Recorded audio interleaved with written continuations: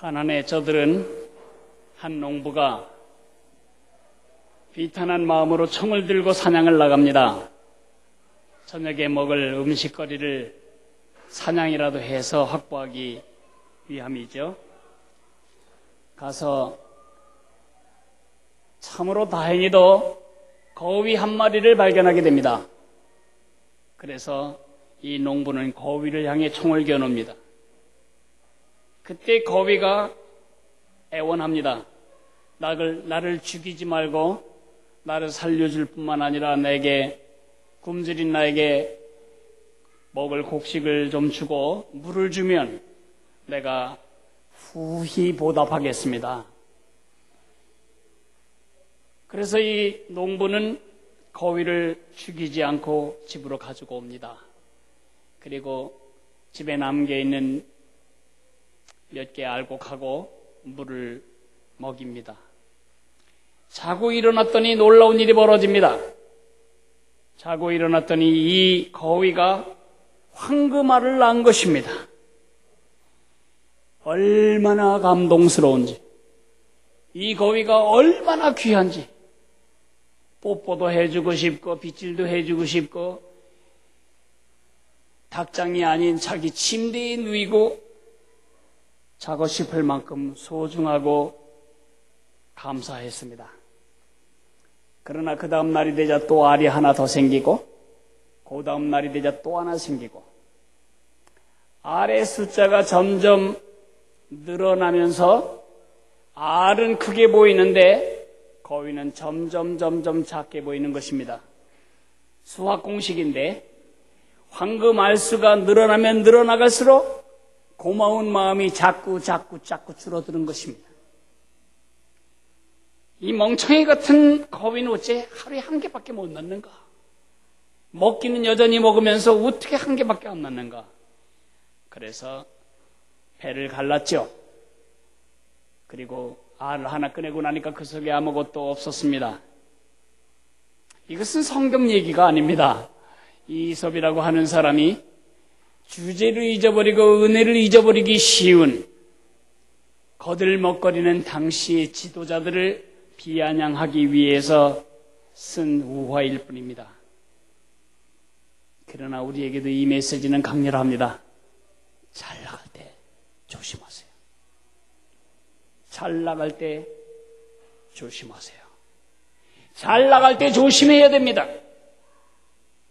잘 나갈 때는 우리 주제를 잊어버리고 은혜를 잊어버리기 가장 쉬운 때이기 때문입니다.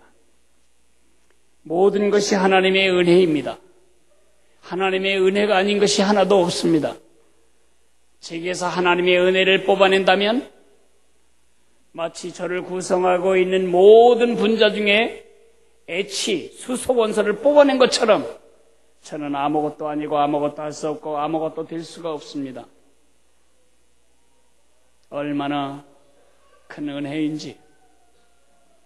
숨을 쉬기 위해서 제가 허파 두 쪽을 잘라내는 고통을 겪었는데 숨을 쉴 수 있다는 것이 얼마나 감사한 일인지, 내가 여러분을 볼 수 있다는 눈을 가진 게 얼마나 감사한 일인지, 두 다리로 서로 서서 걸을 수 있다는 게 얼마나 감사한 일인지, 진짜 생각해보면 돈으로 해결할 수 없는 가장 소중한 것을 우리가 누리고 살아갑니다. 문제는 우리가 이 모든 은혜를 잊어버리고 내 주제를 잊어버리고 산다는 것입니다. 내 주제를 잊어버리고 하나님의 은혜를 잊어버리게 만든다면 하나님의 은혜는 더 이상 복이 아닙니다. 그것은 독입니다. 하나님을 잊어버리다. 이것은 우리의 지성적인 착오가 일어나서 치매에 걸린 사람처럼 하나님이 누구시지? 그런 걸 말하지 않습니다. 하나님에 대한 정보나 사실이 없어진다는 뜻이 아닙니다. 하나님을 잊어버린다는 말은 우리의 마음과 삶 속에 살아계신 예수님의 실체를 삭제해낸다는 것입니다. 컴퓨터에 딜리트 키가 있습니다. 어떤 단어를 마크한 다음에 이 키 하나만 눌러버리면 영구 삭제됩니다. 우린 처음에 이렇게 읽습니다. 이 모든 것은 내 주가 주셔서 내 힘이 아니라 주님의 힘으로 얻은 내게 은혜로 맡기신 주님의 것이다. 한번 같이 읽어볼까요? 시작. 이 모든 것은 내 주가 주셔서 나의 힘이 아닌 내 주의 힘으로 얻은 내게 은혜로 맡기신 주의 것이다. 그런데 말이죠, 시간이 좀 가면 이 말이 너무 길어요, 읽기가. 그래서 삭제를 시작합니다. 빨갛게 칠해놓고 그것을 줄을 긋고 딜리트 키를 딱 누르면 이렇게 간단해집니다. 시작. 이 모든 것은 내가 내 힘으로 얻은 내 것이다. 이게 바로 하나님을 잊어버리는 방법입니다. 하나님을 삭제하면 독이 됩니다. 복이 독으로 바뀝니다. 어떻게 해야 복을 복으로 누리며 살 수 있을까? 어떻게 하면 하나님을 잊지 않을 수 있을까? 그 대답이 신명기 8장에 기록되어 있습니다. 제가 신명기 8장 11절부터 20절까지를 제가 읽어드리겠습니다. 들어보십시오. 내가 오늘 내게 명하는 여호와의 명령과 법도와 규례를 지키지 아니하고 네 하나님 여호와를 잊어버리지 않도록 삼갈지어다. 내가 먹어서 배부르고 아름다운 집을 짓고 거주하게 되며 또 네 소와 양이 번성하며 네 은금이 증식되며 네 소유가 다 풍부하게 될 때에 네 마음이 교만하여 네 하나님 여호와를 잊어버릴까 염려하노라.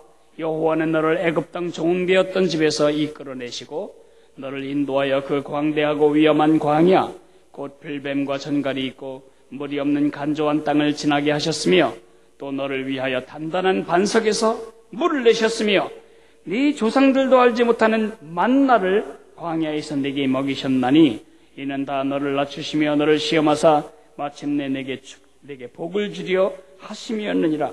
그러나 네가 마음에 이르기를 내 능력과 내 손의 힘으로 내가 이 재물을 얻었다 말할 것이라. 네 하나님 여호와를 기억하라. 그가 네게 재물을 얻을 능력을 주셨습니다. 이같이 하심은 네 조상들에게 맹세하신 언약을 오늘과 같이 이루려 하심이니라.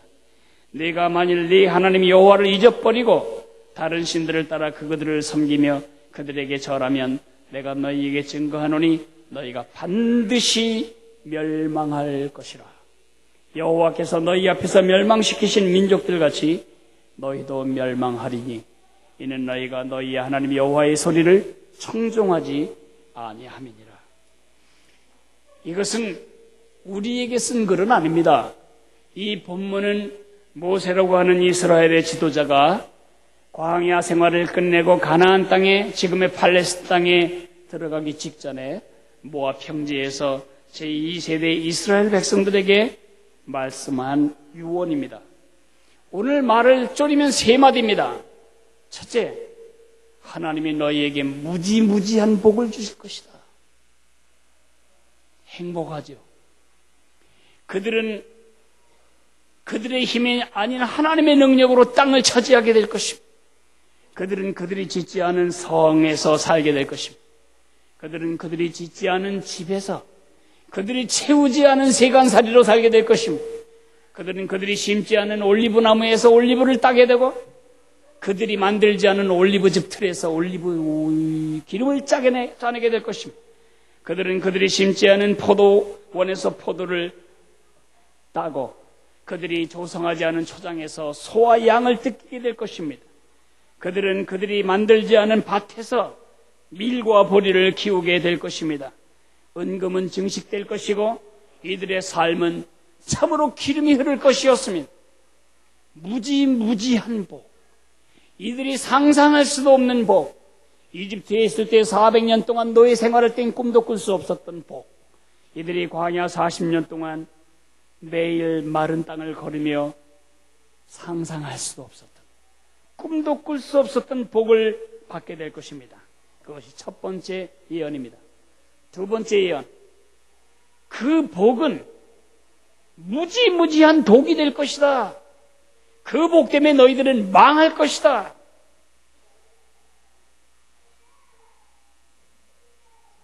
세 번째. 왜 그 복이 독이 되느냐? 하나님을 잊어버리면 하나님을 잊어버리지 않도록 조심하라. 신명기 전체를 저보고 조리고 조려서 요약하라면 단순하게 요약할 수 있습니다. 하나님을 잊지 않도록 조심해라. 오늘 본문에도 두 번이나 하나님을 잊지 않도록 조심하라고 말하고 있습니다. 근데 이것은 이 편지를 읽었던 원독자인 이스라엘 백성들의 문제만이 아니고 이 편지의 간접적인 독자인 여러분과 나를 위한 메시지이기도 합니다. 여러분, 복으로 누리고 살기를 원하십니까? 복이 독이 되어 여러분의 삶과 여러분의 자녀의 삶과 여러분의 가문을 망가뜨리지 않도록 지키고 싶으십니까? 하나님을 잊지 않도록 조심해야 합니다. 하나님을 잊지 않는 방법을 제가 두 가지로 오늘 실천적인 방안으로 여러분에게 말씀드리고 싶습니다. 첫째는 감사하십시오. 감사를 표현하십시오. 사랑이 여기 가슴에 가득 차도 그 사람에게 사랑한다는 말을 하기 전까지는 절대 결혼이 안 됩니다. 사랑은 입으로 표현될 때의 사랑입니다. 감사도 이 속에서 끓고 있는 감사의 마음은 감사가 아닙니다. 정말 감사하면 감사를 입으로 표현하십시오. 삶으로 표현하십시오. 고맙다고 말하면 아내의 음식 솜씨가 게을러지고 음식 솜씨가 질이 떨어질까봐 밥 먹고 나서 고맙다는 말 한마디도 못하는 남편. 여러분은 평생 좋은 거 얻어 잡수시기엔 틀렸습니다. 여보 고마워. 당신이 해준 음식이 지구상 어떤 요리사 음식보다 맛있어. 그렇게 하면 내일부터 메뉴가 달라질 것입니다. 사람에 따라 약간 차이가 있겠지만은 그래도 자녀가 왔을 때 맨날 꾸지람하지 마십시오. 여러분의 것이 아닙니다. 걔가 못한 게 공부밖에 뭐 있습니까? 고마워하세요.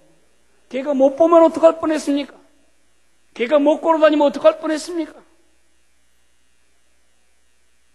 그가 살아가는데 진짜 공부가 최고로 중요한 것입니까? 욕심이지, 욕심. 이웃집 아줌마에게 자존심 상하고 싶지 않은 우리의 헛된 욕심이지. 무조건 감사하세요. 야, 고맙다.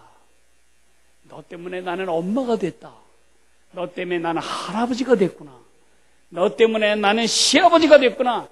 서로 고맙다는 말을 표현할 때 가정은 천국의 지점이 됩니다. 하나님을 잊어버리는 단계도 마찬가지입니다.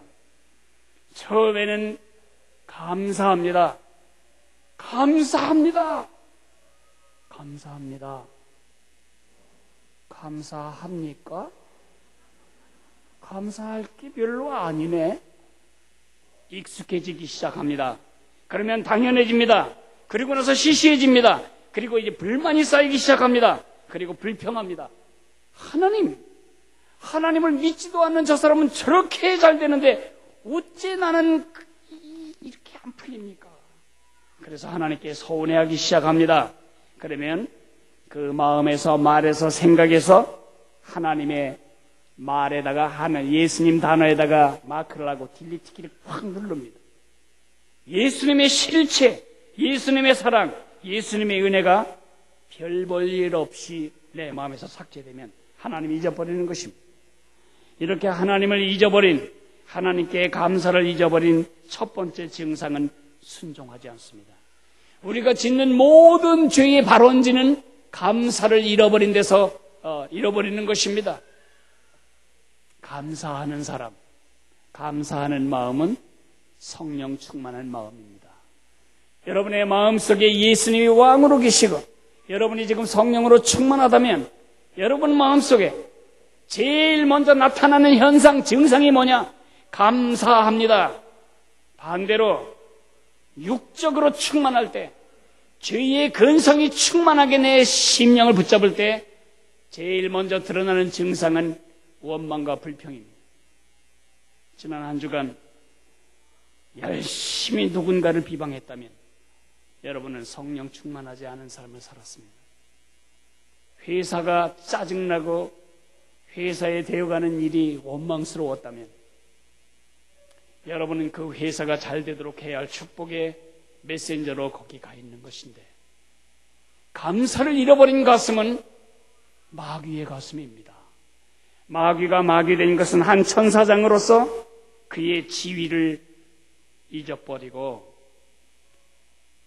하나님만이 영광을 받으시고 하나님만이 찬양을 받으시는 것에 대한 서운함과 원망과 불평이 그를 그렇게 만든 것입니다.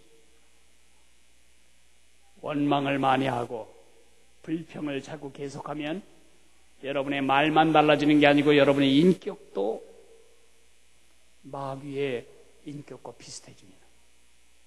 반대로 감사를 계속할 때, 감사를 표현할 때 우리 삶은 날마다 예수님을 닮아가게 됩니다. 병아리는 물 한 모금을 물고도 하늘을 바라본 다음에 삼키지 않습니까? 그래서 그런지 사람은 양심에 갇혀 있어서 그런지 켄터키 프라이드 치킨 가면 모가지를 잘 안 먹더라고요. 오늘부터 혹시 치킨집에 가시거든 닭 목을 뜯으십시오.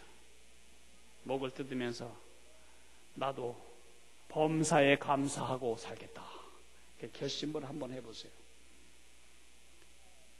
짧은 세월 살아갈 동안 정말 하나님을 영화롭게 하고 싶으십니까? 정말이야. 그렇다면 감사하세요. 짧은 세월 살아갈 동안 자신의 삶을 날마다 예수님을 닮은 삶으로 변화시키기를 원하십니까? 정말이요. 감사하세요. 가진 거 없고 된 거 없고 이룬 거 없을지라도 자녀에게, 남편에게, 아내에게, 연로하신 어머니에게, 아버지에게 축복이 되기를 원하십니까? 정말이요?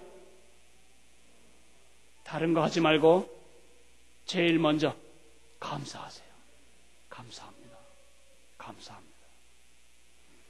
여러분 이웃들에게 여러분들을 보고 예수님께 이끌리게 되기를 원하십니까? 여러분 직장 동료가 당신 안에 있는 그 뭐가 뭡니까? 당신은 무엇 때문에 이렇게 기뻐합니까? 그렇게 말해 오기를 기다리고 계십니까? 여러분 속에 살아계신 예수님의 실체를 증거하고 드러내고 보여주기를 원하십니까? 정말요? 감사하세요. 돈 안 드는 일, 어려운 변증을 위해 신학 공부를 하지 않아도 되는 일, 여러분이 예수님께 속해 있고 예수님이 여러분 속에 살아계신 그 현존하심을 드러내는 가장 중요한 증거는 감사합니다. 감사합니다. 우리 입술을 좀 풀겠습니다. 지금부터 10번만 감사합니다 해보겠습니다. 자, 입을 좀 벌리시고 시작. 감사합니다. 감사합니다. 감사합니다. 감사합니다. 감사합니다. 감사합니다. 감사합니다. 감사합니다. 감사합니다. 감사합니다. 옆 사람 보고 말하세요. 감사합니다. 여러분, 병 걸리지 않기를 원하면 일단은 감사합니다라고 말하세요. 감사하는 심령에는 병도 생기기가 어려워요. 일단 감사합니다. 표현되어야 감사입니다. 그래서 저는 오늘 우리 예배의 가장 중요한 순서로 우리의 감사를 표현하는 순서를 가졌습니다. 감사 카드를 써서 이 앞에 붙였습니다. 이것은 다음 주일까지 되지 않을 것입니다. 식사하시고 올라오셔서 다른 사람이 하나님께 써드린 땡큐 카드를 한번 읽으시기 바랍니다. 여러분이 얼마나 감사를 잊어버리고 살았는지를 다른 사람의 간증 속에서, 감사 속에서 배우시게 될 것입니다. 여기 붙이는 게 끝이 아니고 한번 남의 카드, 공개된 카드니까 다 읽어가면서 여러분 감사를 풍성케 하는 계절이 되었으면 좋겠습니다. 다음 주까지. 두 번째는 축복을 나누셔야 합니다. 내 주제를 잊지 않고 하나님의 은혜를 잊지 않는 가장 중요한 방식 중에 하나는 나에게 주신 축복을 나누어야 합니다. 축복을 가두어 두면 그건 복이 아니고 독이 됩니다. 피는 흘러야 피입니다. 피가 제 손 어딘가에 머물러 있다면 그것은 곧 썩어서 고름이 됩니다. 피가 생명일지라도 만약에 피가 한 곳에 고여 있으면 그것은 생명의 운반 도구가 아니고 독을 운반하는 도구가 됩니다. 물은 흘러야 깨끗합니다. 고여있는 물은 모기의 부화장, 양식장이 됩니다. 흐르지 않는 축복은, 나누어지지 않는 축복은 재앙입니다. 여러분 속에 주신 물질이든 건강이든 은사든 성품이든 누군가에게 나누어지지 않으면 재앙입니다. 보시는 그림은 몇 년 전 스촨성에 일어난 대지진으로 말미암아 탕자산이 무너져서 탕자산 사이로 흐르던 강이 돌파구를 잃어버린 그림입니다. 사람이 저런 댐 하나를 건설하려면 어마어마한 돈이 드는데 얼마나 잘된 일입니까? 그렇게 말하지 마십시오. 저 예상하지 않는 댐 때문에 수위는 점점 높아지고 수위가 만약에 높아져서 물의 압력으로 댐이 터져나가면 그 밑에 있는 수천만이 물속에 빠져 죽습니다. 그래서 중국 당국은 군대를 동원해서 저 댐을 폭파시켜서 물이 흐르게 하는 일에 얼마나 고생을 했는지 여러분 아시지 않습니까? 그래서 하나님은 신명기에서 강조합니다. 신명기를 읽다 보시면 이런 구절이 많습니다. 너희가 곡식을 벨 때에는 곡식을 벤 다음에 돌아보니까 저쪽에 한 뭇이 전혀 낯질이 안 간 채 버려진 채 비었어요. 저쪽 구석에도 아직 안 벤 데가 남아있고요. 그러면 다시 낫을 들고 거기 가면 안 된다. 그건 그대로 남겨둔 채 내가 거둔 것만 가지고 가라. 내가 올리브를 수확할 때에 갈퀴처럼 생긴 올리브 따는 기구로 훑을 때 아무리 해도 손이 안 닿는 더 높은 곳에 있는 가지의 올리브는 절대로 따려고 나무에 기어 올라가지 마라. 그건 그냥 둬라. 너희가 포도를 딸 때에 따기 직전에 보니까 아직 덜 익어서 한 일주일쯤 더 가야 먹을 수 있다고 생각돼서 남겨놓았다면 일주일 후에 다시 바구니 들고 거기 가지 마라. 그 남겨진 곡식과 남겨진 올리브 나무, 그 올리브 열매와 남겨진 포도는 내 것이 아니고 내 주변에 나그네와 고아와 과부들의 음식이다. 네가 그걸 몽졸히 따서 네 곳간에 드리는 것은 그들의 밥그릇을 도둑질하는 일이다. 왜 그러셨을까요? 많은 사회학자들은 이렇게 해야 사회의 불공평이 없어지고 해소될 것이라 생각해서라고 해설을 합니다. 저는 좀 더 이기적으로 해석하고 싶습니다. 그렇게 해야 우리가 건강하게 유지되기 때문입니다. 축복이 고이면, 축복이 흐르지 않으면 나와 내 자식을 망가뜨립니다. 그 재산이 없었으면 그 자녀가 그렇게 망가지진 않았을 텐데, 그 건강이 없었다면 그 인간이 그런 식으로 인생을 탕진하지는 않았을 텐데. 우리의 이상 나눔, 불쌍한 사람들을 돕는다고 생각하면 물건 하나 나누는 것도 쉽지 않아요. 내가 살기 위해서 일을 한다 그러면 적극적으로 참여할 수 있을 것입니다. 이 이상 나눔은 가난한 사람들을 위해서가 아니고 우리 자신을 위해서입니다. 우리가 영적으로 말하면 이집트 땅에 노예 생활을 하던 노예들처럼 우리는 아무것도 아니었습니다. 우리는 아무것도 아니었습니다. 우리는 말도 못했습니다. 우리는 글도 못 썼습니다. 아니, 우리는 일어서지도 못했습니다. 우리는 앉지도 못했습니다. 우리는 가진 거 없이 태어났습니다. 배내 쪼가리 하나 갈아입을 거 안 가지고 태어났습니다. 이유식 한 병 안 들고 태어났습니다. 우리 아무것도 없었습니다. 아무것도 할 수 없었습니다. 그러나 지금은 내 것이라고 말하는 것이 얼마나 많아. 지금은 내가 되었다고 생각할 수 있는 게 얼마나 많고 내가 할 수 있는 일이 얼마나 많아요. 내 주제를 잊지 않는 방법은 끊임없이 못 가진 사람, 안 가진 사람을 향해서 내 축복의 수로를 트는 것입니다. 그리고 하나님의 은혜를 잊지 않는 방법이 됩니다. 내년부터 우리 교회는 굿윌 사역을 힘써 서포트할 것입니다. 굿윌이라고 하는 것은 좋은 의지란 뜻이 되겠지만 좋은 뜻이죠. 내가 사용하지 않는 물건들, 필요할 것 같아서 10개 샀는데 2개 쓰고 8개는 지금 2년째 창고에 있다.